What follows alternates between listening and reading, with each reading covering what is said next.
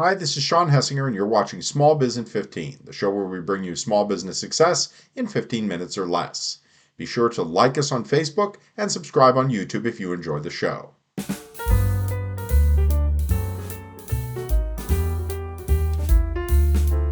Well, Americans are being told to get back to the office after almost 2 years of working from home thanks to COVID-19. But some professionals have grown accustomed to working remotely. Up next, Pamela Wilson of PamelaWilson.com talks about how some of those professionals may be able to use their expertise to develop an online business as an alternative to returning to the cubicle. So, Pamela, just to get started, if people are thinking about maybe they have an expertise, but maybe they've never operated a business before, and they're thinking maybe this is the time to start a business, and maybe online is the place to do it, to share with as many people their service or their product as they can. How do they get started figuring out how to translate what they know into a product or service that they can actually sell online? Yeah, and I love this because online is such a great place to be because you can find customers outside of your geography. You can find them wherever they are. So, serving people on the other side of the world is not unknown when you have an online business. And it's a great way to just connect your expertise with people who actually need it. So, very smart if you're thinking about that. It's got a lot of advantages. The best way to start really is to start thinking about what you could do for other people that would help them. And honestly, there's a little bit of a mindset thing that I think should happen as well, which is to think about whatever you do online as iterative. And that is one of the beautiful things about the online space, that you can iterate. You can iterate your business, your ideas, who you serve, all of that. I come from the print world, from print design and print marketing. You're nodding like you know a little bit about this. So 11 years in newspapers, so yeah. there you go. So you know that once something is in print, it's very permanent. But the online space is very different. It's in pixels. And if you don't like it and you want to change it, or you make a small mistake, you can just go in and change it, right? So there's a little bit of just kind of wrapping your brain around this idea that, this is a space where I iterate. So I don't have to have a fully formed idea before I go online. I just have to sort of have a direction that I'm going to go, and then I will build around that direction. Let's say that you have multiple experiences. I remember watching a video that you had, and you were talking about how, you maybe if you're in midlife, you've developed, in midlife in particular, or you've worked for any length of time in the professional world, you might have developed quite a few talents. And they might not be related. So you might know, say, a lot about accounting, or a lot about public speaking, or a lot about photography, just disparate things that don't necessarily fit together. How do you decide, well, which expertise, and let's assume that you do all of them fairly well. Well, what expertise should I start working on? What ability or what professional expertise should I start my business around? How do you Yeah. make a decision like that? Yeah, it is. And that is super common when you're in midlife, mid-career.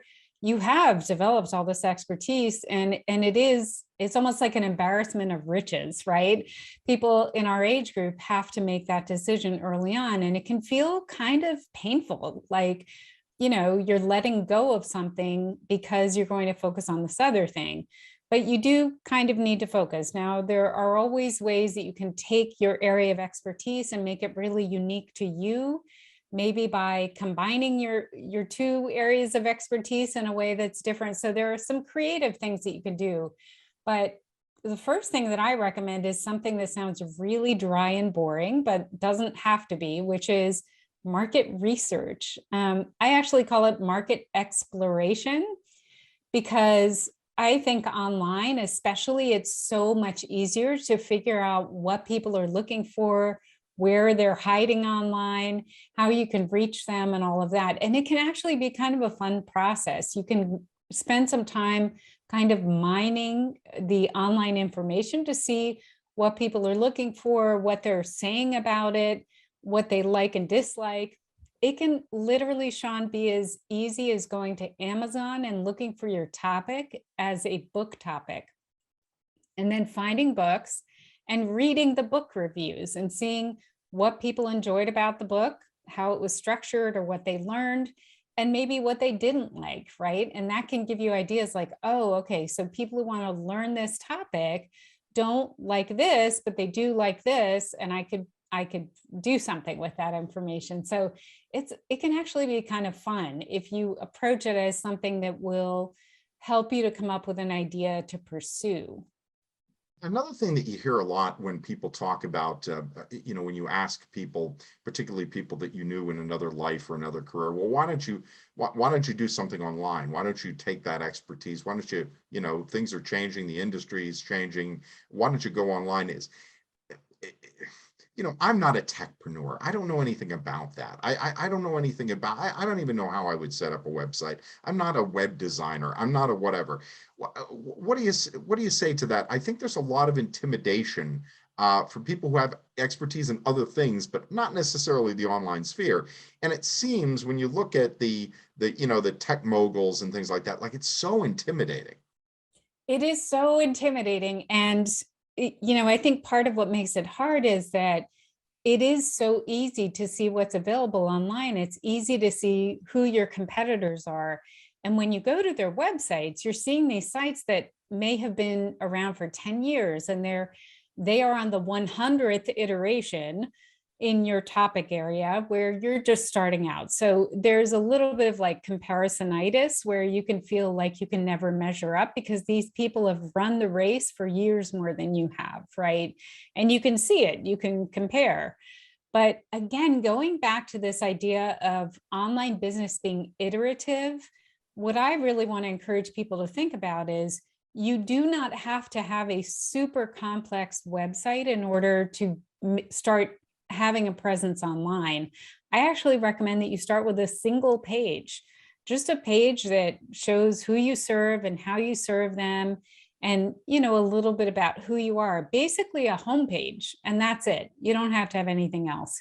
Now, that can feel like a big tech hurdle to get over because there are things involved. You have to figure out what is your domain name going to be, which is that's a big decision, right? But you have to secure a domain name, and then you have to get some software installed so that you can put up that single page, right? So a basic WordPress installation, for example. But it doesn't have to be that hard. I mean, we're here on YouTube. You can look on YouTube and find a video that will show you how to do this in 10 minutes. So it doesn't have to be super confusing. And it's worth it to go to the effort to get your site live, because the sooner you get something live online, the sooner the search engines start to associate your domain name with this topic expertise. So you mentioned something about accounting. So you have expertise in accounting and you decide to put together a coaching program for new accountants. You want to create that domain name and that one-page website as soon as possible, because eventually the search engines will start to associate your domain name with a place that new accountants can learn how to move forward in their careers. And you want to make that happen as soon as possible. So Pamela, I've decided I want to start a business online. What's the process? What steps do I go through to get started? Congratulations, Sean. Great decision. So there are stages. There are stages to building an online business. And I think it's really important to familiarize yourself with these stages, because then you can get your head out of that comparison space where you're seeing people's ultimate iterations, and you can just kind of focus on the stage you're in right now. And it's so much easier if you do that, because you'll get more done and you can move through the process in a way that makes a lot more sense. So I actually divided into 4 stages: plan, build, implement, and grow. And in the plan stage, you're doing what we've talked about. You're getting a domain name, you're setting up your maybe one-page website, you're figuring out what to call your business, who you want to serve. So that market exploration that we talked about, figuring out who can be helped by your area of expertise, making that hard decision potentially of choosing the area of expertise you want to focus on. It's all planning though. You're not really doing a lot of actual building of things, and that happens in the next stage. So in the build stage, you're probably building out that website. You might be adding an about page or a contact me page. You might start thinking about what could I offer down the line? What could I create to sell to people? And you're building an email list. So you're actually constructing digital things, right? Tangible digital things, which I don't know if that's actually a thing, but you know what I mean. Tangible digital things, places online that you can visit. And then in the implement stage, then you are creating your offer. So you are creating that coaching offer, or you're putting together a basic course, or doing some consulting, or offering your services online, coaching those beginning accountants, whatever it ends up being. That's what's happening in the implement stage. You're actually putting offers out there, and you are collecting revenue, collecting income for those offers that you make. And you're getting feedback on what people think about them, if they're working for them, if they need something different. And you're really kind of throwing yourself into that iteration process so that you can build something that people really respond to and that they're very much helped by.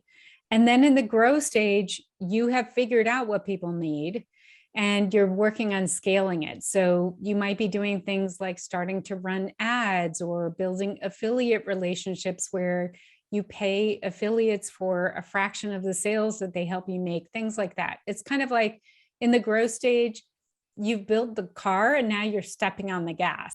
And now it's time for our small biz tip in 15 seconds or less. Remember that an online business is a business all the same.